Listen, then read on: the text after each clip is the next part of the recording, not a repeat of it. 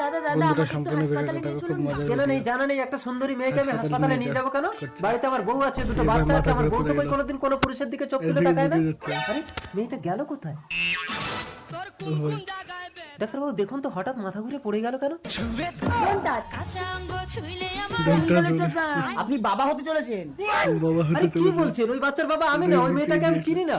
না না এই বাচ্চা ওর। এই তুমি আমাকে কেন ফাঁসাচ্ছ বোন? আমার বাড়িতে বউ আছে, দুটো বাচ্চা আছে। চালাকি হচ্ছে।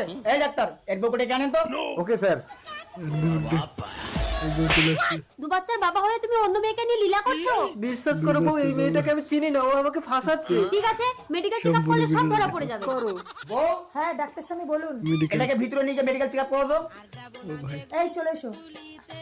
ম্যাডাম আমার বউ যদি প্রেগন্যান্ট হয় তাহলে বুঝবেন এই বাচ্চা আপনার স্বামী। ডাক্তার স্বামী এটাকে ভালো করে চেক আপ করে দেখলাম এর বাবা হওয়ার কোনো ক্ষমতাই নেই। ও বাবা, আমার তো বাবা হওয়ার